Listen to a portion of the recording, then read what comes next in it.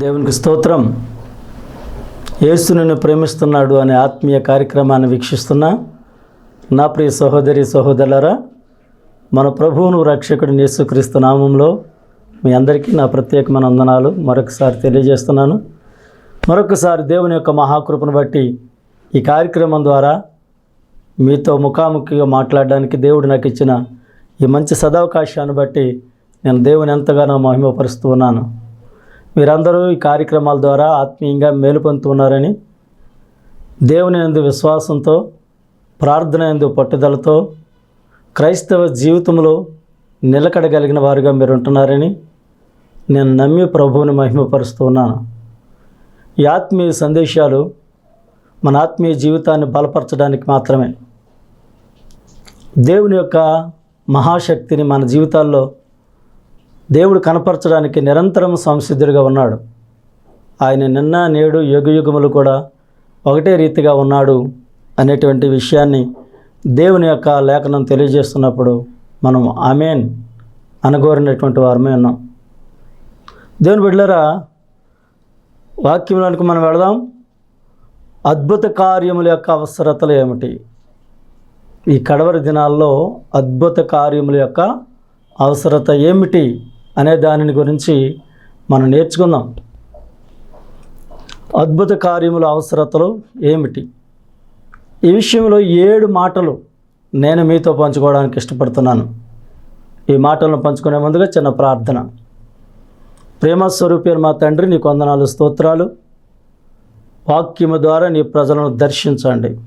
మా అంతరంగమందు విచారములు అధికమైనప్పుడు నీ గొప్ప ఆదరణ మా ప్రాణాలకు నెమ్మది కలగజేస్తుంది. పడిన వారిని ఉద్ధరించి కృంగిన వారిని లేవనెత్తే దేవుడు నీవు. అందరికీ ఉపకారిగా ఉన్న దేవుడు నీవు కనుక ప్రభువా, నీ వైపు చూస్తున్నాము, సహాయం చేయండి, మాతో మాట్లాడండి. యేసు నామమున అడుగుచున్నాను తండ్రి, ఆమేన్. నా ప్రియమైనటువంటి వారులారా, అద్భుత కార్యముల యొక్క అవసరత ఏమిటి అనే దానిలో మొదటి మాట, అద్భుత కార్యముల అవసరత ఏమిటంటే దేవుడు మన మధ్యన ఉన్నాడనడానికి ఒక సూచన. యెహోషువ గ్రంథము 3వ అధ్యాయము 5వ వచనములకు మనం చూసినట్లయితే ఇలాగ రాయబడింది, రేపు మీ మధ్యన దేవుడు అద్భుత కార్యములు చేస్తాడు కనుక మిమ్మల్ని మీరు పరిశుద్ధపరచుకోనండి అని. వారు ఐగుప్తులో నుండి విడుదల పొందిన తర్వాత బయటకు వచ్చినప్పుడు దేవుడు అరణ్యములో, ఎర్ర సముద్రం దగ్గర అరణ్యములోను ఎడారుల్లోనూ దేవుడు తన ప్రజల మధ్య నుండి పగలు మేఘస్తంభముగా, రాత్రి అగ్నిస్తంభంగా ఉండి వారి మధ్య నుండి వారితో నడుస్తూ, వారి కొరకు అద్భుత కార్యాలు చేస్తూ, వారికి ఆహారాన్ని సమకూరుస్తూ, వారికి దప్పికను తీరుస్తూ, వారికి మాంసాహారాన్ని పెడుతూ, ఎవరి వలన ఏ కీడు కలగకుండా, ఏ గొప్ప రాజుల వలన ఏ ఆటంకము వాటిల్లకుండా దేవుడు తన ప్రజల నిమిత్తము గొప్ప రాజులను హతం చేస్తూ, వారు పాలు తేనెలు ప్రవహించు కనాను దేశంలోనికి వెళ్ళడానికి ఎదురైన ప్రతి అవరోధాన్ని కూడా తప్పిస్తూ వారు నడిపిస్తున్నప్పుడు యెరికో గుండా వారు ప్రయాణం కొనసాగించవలసి వస్తుంది. కాబట్టి ఆ యెరికో పట్టణం ఎలా ఉందని చూడడానికి యెహోషువ వేగుల వారిని పంపించినప్పుడు ఆ యెహోషువ పంపినటువంటి వేగుల వారు ప్రమాదంలో పడకుండా యెరికో కోట గోడ మీద నివాసమైనటువంటి రాహాబు అనే వేశ్య వారిని తప్పించింది. అయ్యా, మీ దేవుడు ఆకాశమందు భూమి మీద కూడా గొప్ప దేవుడు, ఈ దేవుడు మమ్మల్ని మీ చేతికి అప్పగిస్తాడని మేము ఎరుగుదాం. ఆ విషయాన్ని మేము తలుచుకున్నప్పుడు భయం కలిగినప్పుడు మా గుండెలు చెరువైపోతున్నాయి, మాకు భయం కలుగుతుంది మిమ్మల్ని బట్టి. అయితే దేవుడు ఈ పట్టణాన్ని మీకు అప్పగించినప్పుడు నా కుటుంబాన్ని కాపాడు, నన్ను నా కుటుంబాన్ని కాపాడు అని చెప్పి ఆ రాహాబు అనే వేశ్య వేగుల వారితో చెప్పినప్పుడు ఎర్రటి దారాన్ని కిటికీకి కట్టమన్నారు. అలాగున ఆ కుటుంబం రక్షించబడాలి అనేటువంటిది దేవుని యొక్క చిత్తం. ఆ తర్వాత యాజకులు మందసాన్ని మోసుకొని వెళ్ళేటువంటి అవసరత వచ్చినప్పుడు, వారు ముందుకు కొనసాగుతూ ఉన్నప్పుడు దేవుని బిడ్డలారా, యెహోషువ ఇశ్రాయేలు ప్రజలతో అంటున్నాడు, రేపు యెహోవా మీ మధ్యన అద్భుత కార్యములు చేయను కనుక మిమ్మల్ని మీరు పరిశుద్ధపరచుకోనండి. అద్భుత కార్యముల యొక్క అవసరత ఏమిటంటే దేవుడు వారి మధ్యన ఉన్నాడనడానికి ఒక సూచనగా అద్భుత కార్యం ఉంది. అద్భుత కార్యం జరగాలని అంటే మనల్ని మనం పరిశుద్ధపరచుకోవాలి, మనల్ని మనం దేవునికి అప్పగించుకోవాలి, దైవ సహాయం కొరకు మనం ప్రార్థన చేయాలి, వేడుకోవాలి, దేవుని యొక్క అద్భుత కార్యం కొరకు మనం ఎదురు చూడాలి. యెహోవా మీ మధ్యన అద్భుతాలు చేయును అంటున్నాడు. ఆయన అద్భుతాలు చేసేటువంటి దేవుడు. రెండవది, దేవుడు తన ప్రజలను విడవలేదు అనడానికి సూచన. దేవుడు తన ప్రజలను విడిచిపెట్టలేదు అనడానికి ఒక సూచనగా అద్భుత కార్యము ఉంది. న్యాయాధిపతుల గ్రంథము 6వ అధ్యాయము 13వ వచనంలో మనం చూసినప్పుడు, లేక న్యాయాధిపతుల గ్రంథం 6వ అధ్యాయంలో మనం చూసినప్పుడు, మిద్యానీయుల చేత ఇశ్రాయేలీలు మిక్కిలి హీనస్థితికి వచ్చేసారు. దేవుడు ఇశ్రాయేలు మిద్యానీయులకు అప్పగించాడు. మిద్యానీయులకు అప్పగించినప్పుడు మిద్యానీయులు వారిని బహు కష్టాల పాలు చేశారు. వారు పండిస్తున్న యవలు గోధుమలన్నిటిని వారు కాల్చివేస్తున్నారు, వారికి ఆహారం లేకుండా చేస్తున్నారు, వారు ప్రాణాలు విసిగేటట్లు చేస్తున్నారు. తద్వారా ఇశ్రాయేలుడు మిక్కిలి హీనస్థితికి వచ్చారట. దీనస్థితి కాదండి, హీనస్థితి. దీనస్థితి కంటే తక్కువ స్థితి హీనస్థితి. అలాంటి సమయంలో వారు దేవునికి మొర్రపెట్టారు, దేవునికి ప్రార్థన చేశారు. దేవునికి ప్రార్థన చేసినప్పుడు దేవుడు వారి ప్రార్థన ఆలకించాడు. దేవుడు వారి ప్రార్థన ఆలకించి ఏం చేశాడంటే, గిద్యోను అనేటువంటి మనుషుని ద్వారా దేవుడు గొప్ప విజయాన్ని ఇవ్వడానికి, ఇశ్రాయేలు ప్రజలను జ్ఞాపకం చేసుకుంటూ వారి ప్రార్థనలకు జవాబునివ్వడానికి గిద్యోనును దేవుడు ఎన్నుకున్నట్లుగా మనం చూస్తున్నాం. ప్రియ దేవుని బిడ్డలారా, గిద్యోనుకు దేవుడు కనపడ్డాడు. 12వ వచనంలో మనం చూస్తే, యెహోవా దూత అతనికి కనబడి, పరాక్రమం గల బలాఢ్యుడా, యెహోవా నీకు తోడై ఉన్నాడు అనగా, గిద్యోను అంటున్నాడు, చిత్తమున ఏలినవాడా, యెహోవా మాకు తోడై ఉండిన యెడల ఇదంతయు మాకేలా సంభవించింది? యెహోవా ఐగుప్తు నుండి మమ్మల్ని రప్పించనని చెప్పుచు మా పితరులు వివరించినటువంటి ఆయన అద్భుత కార్యములన్నీ ఏమయ్యాయి? యెహోవా మమ్మల్ని విడిచిపెట్టి మిద్యానీయుల చేతికి మమ్మల్ని అప్పగించాను అని చెప్పి దేవుడు ఇలాగంటున్నాడు, ధైర్యము తెచ్చుకొని వెళ్ళుము, మిద్యానీయుల చేతిలో నుండి ఇశ్రాయేలును రక్షించుము, నిన్ను పంపినవాడిని నేనే అంటున్నాడు. ఒక్క మనిషిని హతమార్చినట్లుగా నువ్వు హతమారుస్తావు, నువ్వు వెళ్ళు, నేను నిన్ను పంపుతున్నాను అంటున్నాడు. చూసారండి, ధైర్యం చెడిపోయిన పరిస్థితుల్లో ఉన్నటువంటి దేవుని ప్రజలను దేవుడు దర్శిస్తున్నాడు. మిద్యానీయులకు భయపడి గోధుమలను గానుగ చోటును దొల్లగొట్టుకుంటున్న గిద్యోనుతో దేవుడు మాట్లాడుతున్నాడు. పరాక్రమము గల బలాఢ్యుడు అంటున్నాడు. యెహోవా నీకు తోడై ఉన్నాడు అంటే, ఆయన మాకు తోడై ఉంటే మా గతి ఎలా ఎందుకు అవుతుంది? దేవుడు మమ్మల్ని విడిచిపెట్టేశాడు. దేవుడు కనుక మాకు తోడై ఉంటే, ఐగుప్తులో ఐగుప్తు నుండి వచ్చినప్పుడు మా పితరుల పక్షాన దేవుడు చేసిన ఆ అద్భుత కార్యాలన్నీ ఏమైపోయాయి? మేమింత హీన స్థితికి రావడానికి గల కారణం దేవుడు మమ్మల్ని విడిచిపెట్టడం కాదా అని చెప్పి గిద్యోను అంటున్నప్పుడు, లేదు, నేను నిన్ను పంపుతున్నాను, ఒక్క మనిషిని హతమార్చినట్లుగా నీవు వారిని మిద్యానీయులను హతమారుస్తావు అని చెప్పి గిద్యోనును ప్రోత్సాహపరిచి అక్కడ నుండి మిద్యానీయుల మీదకి పంపిస్తున్నాడు. ప్రియ దేవుని బిడ్డలారా, ఇక జరిగినటువంటి చరిత్ర మనమందరం ఎరగని వారం కాదు. కేవలము 300 మందిని మాత్రమే తీసుకుని వెళ్ళి, ఓటి కుండలను దివిటీలను తీసుకుని వెళ్ళి మిద్యానీయుల పాళెంలోకి వెళ్ళి ఆ కొండలు పగలగొట్టి బోరలు ఊదినప్పుడు వారు మిద్యానీయులు లేచి ఒకరినొకడు పొడుచుకొని చనిపోయారు. దేవుని బిడ్డలారా, దేవుడు యుద్ధం చేశాడు. గిద్యోను ఖడ్గము, యెహోవా ఖడ్గము, గిద్యోను ఖడ్గము అని చెప్పి వారికి ఆకలి వేశారు. దేవుడు తన ప్రజలు హీనస్థితిలో ఉన్నా, దీనస్థితిలో ఉన్నా ఆయన విడిచిపెట్టేవాడు కాడు. 136వ కీర్తనలో మనము దీన దశలో ఉన్నప్పుడు యెహోవా మనల్ని జ్ఞాపకం చేసుకొనెను, ఆయన కృప నిరంతరం ఉండును అని కీర్తనకారుడు అంటున్నాడు. మనము దీనస్థితిలో ఉన్నా, మనం హీన స్థితిలో ఉన్నా దేవుడు మనల్ని జ్ఞాపకం చేసుకుంటాడు. ప్రతి పరిస్థితులను కూడా దేవుడు మనల్ని విడిపిస్తాడు. ఒకవేళ మనుషులు విడిచిపెట్టొచ్చేమో, God never leave you alone. He never leave as an orphan.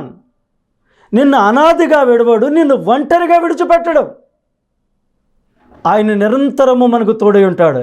23వ కీర్తనలో కీర్తనకారుడు దావీదు అంటున్నాడు, గాఢాంధకారపు లోయలలో నేను సంచరించినను ఏ అపాయమునకు భయపడను, ఎందుకంటే నీవు నాకు తోడై ఉందువు. దేవుడు మనకు తోడై ఉన్న కారణం చేత అది గాఢాంధకారపు లోయ అయినా, అది ఆకోరు లోయ అయినా, ఎండిన ఎముకలు కలిగిన ఏ లోయ అయినప్పటికీ, ఎలాంటి పరిస్థితి అయినప్పటికీ కూడా దేవుడు మనల్ని విడిచిపెట్టడు. ఆయన మనకు తోడుగా ఉంటాడు. కాబట్టి దేవుడు తన ప్రజలను విడవలేదు అనడానికి సూచన. మొదటిది, దేవుడు మన మధ్యన ఉన్నాడు అనడానికి ఒక సూచన. రెండవది, దేవుడు తన ప్రజలను విడిచిపెట్టలేదు అనడానికి సూచన. అద్భుత కార్యముల అవసరత, అద్భుత కార్యముల అవసరత దేనికేనంటే, మూడవదిగా దేవుడు తన ప్రజలకు దర్శనం అనుగ్రహించున్నాడని తెలుసుకున్నకు. లూకాసు వార్త 7వ అధ్యాయము 16వ వచనంలో, నాయిన్ అనేటువంటి ఊరిలో ఒక విధవరాలి కుమారుడు చనిపోయినప్పుడు ఆ ఊరు వారు ఎంతో ఓదార్చారు. ఆమె ఓదార్పు పొందనల్లకుండా ఉన్నప్పుడు యేసుక్రీస్తు ప్రభువారు ఆ నాయిన్ అనే ఊరికి వెళ్ళి ఆ పాడిని ముట్టి ఆ చిన్నవాడిని బ్రతికించాడు. అప్పుడు ఆ ఊరి వారు ఏమంటున్నారు తెలుసా? దేవుడు తన ప్రజలకు దర్శనం అనుగ్రహించాడు, ఇది దేవుడు చేసే కార్యం, ఇది దేవుని వల్ల కలిగిన కార్యమే అని చెప్పి వారు దేవుని నామాన్ని మహిమపరుస్తూ ఉన్నారు. అద్భుత కార్యము జరుగుట వలన దేవుని నామం మహిమపరచబడతా ఉంది. దేవుని ప్రజలకు దేవుడు దర్శనం అనుగ్రహించి వారితోటే ఉన్నాడు అనేటువంటి గొప్ప భరోసా కలగడానికి కారణమవుతుంది. ఇక 4వ విషయం మనం చూస్తే, అన్యజనులకు దేవుడు బలవంతుడు అని ఆయనను రుజువుపరచుకోవడానికి అద్భుత కార్యాలు అవసరమైంది. అన్యజనులకు దేవుడు బలవంతుడు, దేవుడు గొప్పవాడు అని రుజువు చేయడానికి ఒక అవకాశం ఈ అద్భుత కార్యములు. దేవుని బిడ్డలారా, ఇక్కడ వ్రాయబడిన మాటను మనం చూసినట్లయితే, నిర్గమాకాండము 9వ అధ్యాయము 14వ వచనంలో, సమస్త భూమిలో నా వంటి వారెవరునూ లేరని నీవు తెలుసుకున్నట్లు ఈ నా తెగుళ్ళన్నీ కూడా నీ మీదకు పంపి నీ హృదయం నొచ్చుకున్నట్టుగా చేశాను. అంతేకాదు, నా బలము నీకు చూపుటకు భూలోకమందంతటా నా నామం ప్రచురపరచుటకు ఎందుకే నన్ను నేను కనపరుచుకున్నాను, ఈ అద్భుత కార్యాలను చేస్తానని దేవాది దేవుడు చెబుతున్నాడు. ప్రతి దేవుని బిడ్డలారా, నిజమే, దేవుడు బలవంతుడు అనే కార్యాన్ని రుజువు చేయడానికి ఈ అద్భుత కార్యాలకు అవసరత ఉంది. నేటి సమాజంలో మనం చూస్తున్నాం, సోషల్ మీడియాలో మనం చూస్తున్నాం, దేవుని గురించి ఎంత తక్కువ చేసి ఎంత హీనమైన మాటలు మాట్లాడుతున్నారు. వారి హీనమైన మాటలు మాట్లాడినంత మాత్రాన దేవుడు శక్తిహీనుడు కాడు. ఆయన కోపపడుటకు నిదానించేవాడు, ఆయన తన ఉగ్రతను వెంటనే చూపేవాడు కాడు. కానీ ప్రతి వాని క్రియలు చొప్పున ప్రతిఫలం ఇచ్చేవాడు కూడా ఆయన కోపము నిమిషం మాత్రమే, ఆయన దయ ఆయుష్కాలం అంతా ఉంటుంది. దేవుని బిడ్డలారా, రకరకాలైనటువంటి దేవదూషణకరమైన మాటలు, దేవుని దూషించే మాటలు, పరిశుద్ధుని అపవిత్రపరిచేటువంటి మాటలు, విధికి వ్యతిరేక్తమైనటువంటి మాటలు, దేవుని పైన తిరుగుబాటు చేసేటువంటి మాటలు, దేవుని బిడ్డలను హింసిస్తూ, దేవుని సేవకులను కొడుతూ, మందిరాలను కాల్చివేస్తూ, మందిరాలను కూల్చివేస్తూ ఎంతో భయంకరమైనటువంటి పరిస్థితులు సమాజంలో మనం చూస్తూ ఉన్నాం. అయినా సరే దేవుడు మౌనంగా ఉన్నాడు. ఎందుకో తెలుసా? ఎందుకు మౌనంగా ఉన్నాడు తెలుసా? మనం అందరం దేవుని బిడ్డలమే. ఆ అజ్ఞాన కాలంలో దేవుడు చూచి చూడనట్టున్నాడు. కానీ ఇప్పుడైతే అంతటా అందరూ మారు మనసు పొందాలని కోరుతున్నాడు. మన బిడ్డ తప్పు చేస్తే మనం ఎలాగ ఓర్చుకుంటామో సహిస్తామో దేవుడు అలాగ సహించుకుంటున్నాడు. మన విధి వ్యతిరేక్తమైనటువంటి కారణాల చేత ఆయన కోపపడినప్పటికీ ఆయన ఉగ్రత మన మీద చూపక ఆయన తొడచొరుచుకుంటున్నాడని ఇర్మీయా గ్రంథంలో రాయబడింది. తండ్రి తన కుమారుని ఎడల జాలి పడినట్లుగా దేవుడు ప్రతి వ్యక్తి పట్ల జాలి పడుతున్నాడు. దేవుని బిడ్డలారా, కాబట్టి దేవుడు మౌనంగా ఉండటం వల్ల బలహీనుడు అనుకుంటున్నారు. ఈనాడు చూడండి, చాలామంది క్రైస్తవుల్లో కూడా, దేవుని నమ్మినటువంటి క్రైస్తవుల్లో కూడా అన్యజనుల ఆచారాలను అవలంబించేవారు చాలామంది ఉన్నారు. మందిరానికి వెళ్తారు, ప్రార్థన చేస్తారు, ప్రభురాత్రి భోజన సంస్కారంలో పాలు పొందుతారు, అన్ని విషయాల్లో కూడా మంచి కానుకలను ఇస్తారు, ప్రత్యేకమైనటువంటి అర్పణలు అర్పిస్తారు, మొక్కుబడులు చెల్లిస్తారు, అన్నీ బాగానే ఉంటాయి. కానీ అన్యజనులు చేసేటువంటి పనుల్లో వారు కూడా పాలు పంపులు పొందుతారు. నేను ఒక ఇంటికి ప్రార్థన చేయడానికి వెళ్ళాను. బాబుకు జ్వరం వదిలిపెట్టట్లేదు అన్నారని నేను వెళ్తే అక్కడ వాడి మెడకు ఒక తాయెత్తు కట్టారు, వాడి దండకు ఒక తాయెత్తు కట్టారు, వాడు మొలకు 2 రకాలైన తాయెత్తులు కట్టారు. ఏంటిదనంటే ఇది మా నాన్న తెచ్చాడండి అంటుంది ఆ అమ్మాయి. ఇదేమో మా మాయ తెచ్చాడండి అన్నాడు చేతు కట్టుకున్నది.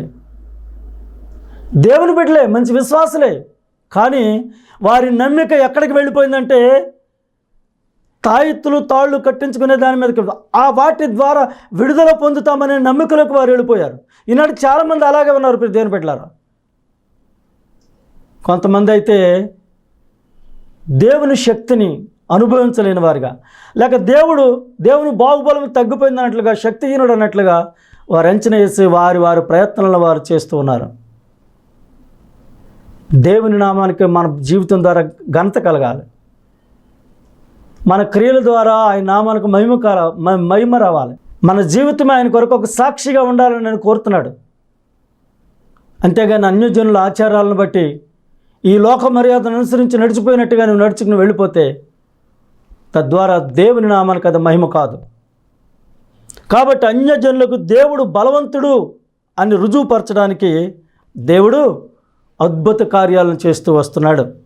మీకా గ్రంథంలోనికి మనం వెళ్ళినప్పుడు మీకా గ్రంథం 7వ అధ్యాయము 15-16 వచనాల్లో ఇలాగను మనం చూస్తున్నాం. ఐగుప్తు దేశములో నుండి నీవు వచ్చినప్పుడు జరిగినట్టుగా నేను జనులకు అద్భుతములు కనపరుతును. అన్యజనులది చూచి తనకు కలిగిన బలమంతా కొంచెమేనని సిగ్గుపడి నోరు మూసుకొందురు, వారి చెవుడెక్కిపోవును అంటున్నాడు.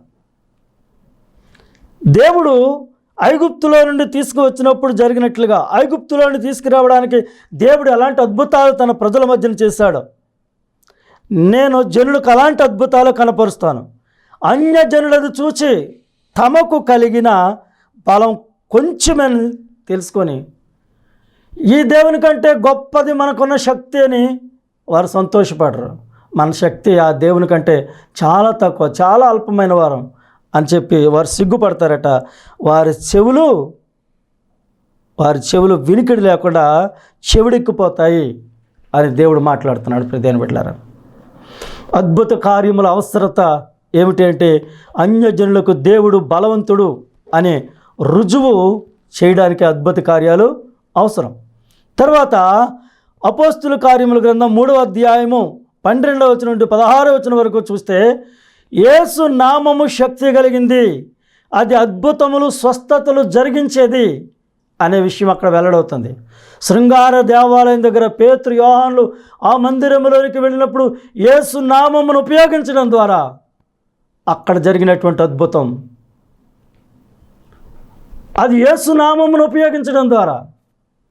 దేవుని బిడ్డలారా, యేసు నామములో శక్తి ఉందని, యేసు నామములో ప్రభావం ఉందని, యేసు నామము స్వస్థత కలిగించేదని, యేసు నామము విడుదల కలిగించేదని నమ్మడానికి, అందుకే ఇప్పుడు మనం ప్రార్థన చేసిన ప్రతిసారి యేసు నామమున అడుగుచున్నాము తండ్రి, యేసు నామములో అడిగినవన్నీ పొంది ఉన్నాము తండ్రి. యేసు నామము అనే దానిని మనం ఉచ్చారణ చేస్తాం. యేసు నామమును ఉపయోగించకుండా మనం ప్రార్థన ముగించాం. కొంతమంది ఉన్నారులేండి, వారు యేసు నామాన్ని ఒప్పుకోరు. వారు మన సమాజంలోనే ఉన్నట్టుంటారు కానీ మన వారు కారు. యోహాను పత్రికలో అదే రాయబడింది. చిన్నపిల్లారా, ఇది కడవరి గడి అని మీరు తెలుసుకోనండి. అనేకులు క్రీస్తు విరోధులు వస్తారు, వారు ఎక్కడి నుంచో రారు, వారు మనలో నుండే వస్తారు. వారు ఇదే చూపిస్తారు, పరిశుద్ధ గ్రంథమే చూపిస్తారు. కానీ వారు బోధించేవి చాలా భిన్నమైన విషయాలు.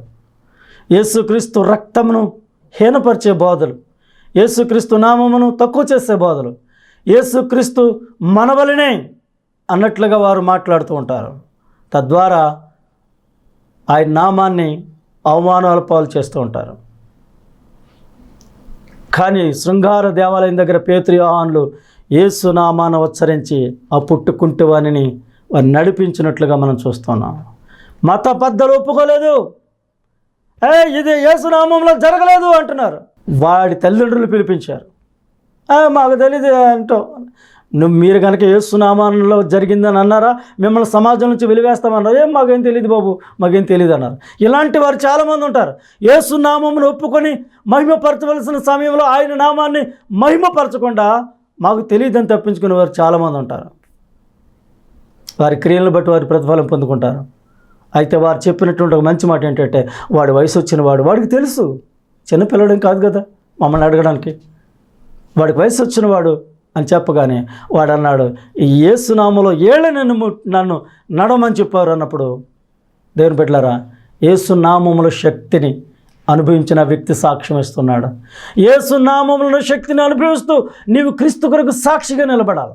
ఇక మరొక మాటను చూస్తే, దేవుని రాజ్యము మన మధ్యన ఉన్నది అనడానికి రుజువు. దేవుని బిడ్డలారా, అద్భుత కార్యాల అవసరతలు ఏమిటంటే దేవుని రాజ్యము మీ యొద్దే ఉన్నది అనడానికి రుజువు. కొరింథీయులకు రాసిన మొదటి పత్రిక 4వ అధ్యాయము 20వ వచనములో, కొరింథీయులకు రాసినటువంటి మొదటి పత్రిక 4వ అధ్యాయము 20వ వచనంలో అద్భుతమైనటువంటి మాటను మనం చూస్తాం. ప్రియ దేవుని బిడ్డలారా, దేవుని రాజ్యము మాటలతో కాదు, దేవుని శక్తితోనే ఉన్నది. దేవుని శక్తిని కనపరిచే సువార్త. పౌలు అంటాడు కదా, అవిశ్వాసులైన వారు మనోనేత్రాలకు గుడ్డితనం కలిగిస్తుంది ఈ దురాత్మ. ఈ యుగ సంబంధమైన దేవత అవిశ్వాసులైన వారు మనోనేత్రాలు గుడ్డితనం కలగజేస్తుంది. ఏ గుడ్డితనం అది? క్రీస్తు యేసు మహిమను కనపరచు సువార్త ప్రకాశము వారి మీద ప్రకాశింపకున్నట్లుగా. కాబట్టి అద్భుత కార్యములు యొక్క అవసరత ఏమిటంటే, దేవుని రాజ్యము మన మధ్యనే ఉంది, దేవుడు మన మధ్యలోనే ఉన్నాడు అనడానికి అదొక రుజువు. మత్తయి సువార్త 4వ అధ్యాయము 23వ వచనములో కూడా, మత్తయి సువార్త 4వ అధ్యాయము 23వ వచనములో యేసుక్రీస్తు ప్రభువారు తెలియజేస్తున్నటువంటి ఈ మాటను మనం జాగ్రత్తగా గమనించగలం. ప్రియ దేవుని బిడ్డలారా, ఏమని అంటున్నాడంటే, ఆ యేసు వారి సమాజ మందిరములో బోధించుచు దేవుని రాజ్యమును గురించిన సువార్త ప్రకటించుచు ప్రజలలోను ప్రతి వ్యాధిని రోగమును స్వస్థపరచుచు గలిలయందంతటా సంచరించెను. దేవుని రాజ్యమును గురించిన సువార్త ప్రకటిస్తూ ఆయన ప్రతి వ్యాధి రోగమును స్వస్థపరిచాడు. దేవుని యొక్క రాజ్య సువార్తను ప్రకటించాడు. దేవుని రాజ్యము మన మధ్యనే ఉంది అనడానికి, దేవుని రాజ్యం మీ మధ్యన ఉందని రుజువు చేయడానికి ఆ సువార్తను చెబుతూ దేవుని యొక్క కార్యాలను ప్రకటించడం, దేవుని యొక్క అద్భుతాలను చేయటం ప్రారంభించాడు. అలాగే లూకా సువార్త 17వ అధ్యాయము 20-21 వచనాల్లో కూడా, లూకా సువార్త 17వ అధ్యాయము 20-21 వచనాల్లో కూడా మనం చూసినట్లయితే ఇలాగ రాయబడి ఉంది. లూకా సువార్త 17వ అధ్యాయము 20వ వచనం 21వ వచనం,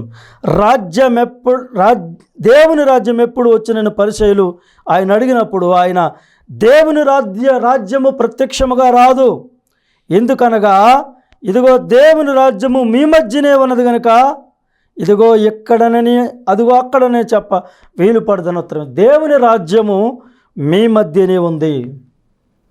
దేవుని రాజ్యం మన మధ్యలో ఉన్నప్పుడు ఏం జరుగుతుంది? దేవుని రాజ్యం మన మధ్యనే ఉన్నప్పుడు దేవుడు అద్భుత కార్యాలను చేస్తాడు. అద్భుత కార్యాలు మన జీవితంలో కనపరచబడతాయి. దేవుని శక్తి మన బ్రతుకులో వెల్లడవుతుంది. తద్వారా దేవుని యొక్క అద్భుత కార్యాలను మనం పొందుకుంటూ అనేకులకు దీవెనకరంగా మనం జీవిస్తాము. ఇక 7వ మాటను మనం చూసినట్లయితే అంటున్నాడు కదా, యోహాను మొదటి పత్రికలో 4వ అధ్యాయం 4వ వచనంలో మనం చూసినప్పుడు అంటాడు కదా, నీలో ఉన్నవాడు లోకంలో ఉన్నవాడి కంటే గొప్పవాడు. చిన్నపిల్లారా, మీరు దేవుని సంబంధులు, మీలో ఉన్నవాడు లోకంలో ఉన్నవాడి కంటే గొప్పవాడు కనుక మీరు వారిని జయించి ఉన్నారు. మీలో ఉన్నవాడు, మనలో ఎవరున్నారండి? మనలో ఎవరున్నారు? కొంతమందిలో దెయ్యాలు ఉంటాయి. సేనా దెయ్యములు పట్టినటువంటి వాడు తెలుసు కదా, వాళ్ళు అనేకమైన దెయ్యాలు. నువ్వెవరు అని అడిగితే అనేకమైన దెయ్యాలు, మేము సేన అన్న. కాబట్టి వాడు దెయ్యాల చేత పట్టబడ్డాడు కనుక వాళ్ళు దెయ్యాలు ఉన్నాయి. మనము దెయ్యముల చేత పట్టబడిన వారు కాదు. మనం దేవుని సంబంధులం, మనం దేవుని పిల్లలం. ఆయన యందు మన విశ్వాసం ఉంచాం కాబట్టి ఆయన మనం అంగీకరించాం. తను అందరూ అంగీకరిస్తారో వారందరికీ దేవుని పిల్లల అధికారాన్ని దేవుడిచ్చాడు. దేవుని పిల్లలమనే అధికారం పొందుకున్నవారు మనం. తండ్రి నాయనను మొరపెట్టే కుమారుని ఆత్మను కలిగిన వారు మనం. కాబట్టి మనలో ఉన్నటువంటి వాడు లోకంలో ఉన్నవాడి కంటే గొప్పవాడు. మనలో దేవుడు ఉన్నాడు, ఆయన లోకంలో ఉన్నవాడి కంటే గొప్పవాడు. లోకము దుష్టుడి స్వాధీనంలో ఉంది. లోకంలో రకరకాలైనటువంటి ప్రయత్నాలు పద్ధతులు ఉన్నాయి, కానీ క్రైస్తవ జీవితము ప్రత్యేకించబడింది. ఆయన అంటాడు కదా, మీరు ఈ లోకం నుంచి ప్రత్యేకించుకోనండి, అపవిత్రమైన దాన్ని ముట్టకండి, మీరు నాకు కుమారులు కుమార్తెలను ఉంటారని దేవుడు మాట్లాడుతున్నాడు. దేవుని కుమారులము కుమార్తెలముగా మనముండి, దేవుని రాజ్య సంబంధులముగా మనముండి, దేవుడు మనలో ఉండగా, దేవుడు మనతో ఉండగా ఆయన అద్భుత కార్యాలను మనం పొందుకొని ఆ అద్భుత కార్యాలను మనం వెల్లడి చేయడానికి క్రీస్తు కొరకు సాక్షులుగా మనం ఉండాలి.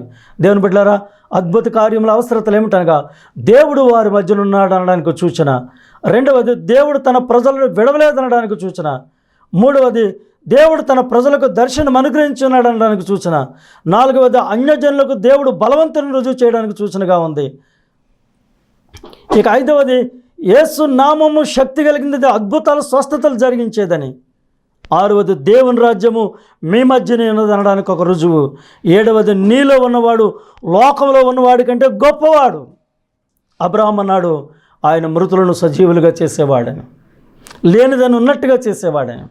ఇక అద్భుత కార్యములకు అవసరత ఏమిటంటే మత్తయి సువార్త 11వ అధ్యాయం 20వ వచనం ఉంది, మారు మనసు పొందుటకు. అద్భుత కార్యముల అవసరత మారు మనసు పొందుటకు. వాక్యాన్ని వింటున్న ప్రియ దేవుని బిడ్డ, నువ్వు మారు మనసు పొందావా? నీ మనసు మారి నూతనమైందా? రూపాంతర అనుభవంలోనికి మార్చబడ్డావా? దేవుని కార్యాలను పొందుకోవడానికి నువ్వు సంసిద్ధంగా ఉన్నావా? యేసు రక్తము ప్రతి పాపము నుండి నిన్ను పవిత్రపరుస్తూ ఉంది. ఆయన నిన్ను బహుజనములకు సంతోషకారణముగా, శాశ్వత శోభాత్యముగా నిన్ను మార్చి దీవెనకరంగా ఉంచాలని కోరుతున్నాడు. ఒకవేళ దేవుడు నన్ను విడిచిపెట్టాడని గిద్యోను వల్ల అంటున్నావేమో, లేదు. గర్భాన్ని పుట్టినటువంటి బిడ్డను కరుణించకుండా చంటి పిల్లని స్త్రీ మరుస్తుందా? వారైనా మరుస్తారు, కానీ నేను నిన్ను మరవనని చెప్పాడు దేవుడు.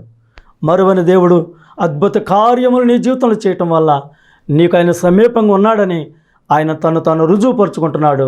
నీ జీవితంలో ఇంకా అనేకమైన అద్భుత కార్యాలను పొందుకొని నువ్వు ఆశీర్వదించబడాలని హృదయపూర్వకంగా కోరుకుంటూ ఈ మాటలు ముగిస్తున్నాను. దేవుడు మిమ్మల్ని దీవించునుగాక. ఆమేన్. ప్రార్థన. ప్రేమ స్వరూపి నీకు వందనాలు నాయన. అద్భుత కార్యములు చేయి శక్తి గల దేవుడు నీవు. ఈ కడవరి దినాల్లో ప్రజలను ఎందు భయభక్తులు కలిగి, నమ్మిక కలిగి, విశ్వాసం కలిగి నీ మార్గములు యథార్థవంతులుగా నడవడానికి అద్భుత కార్యముల యొక్క అవసరతనే ఏమిటో తెలియజేశారు ఇంతవరకు. ఈ మాటలు విన్న నీ బిడ్డలు మీరు దీవించండి.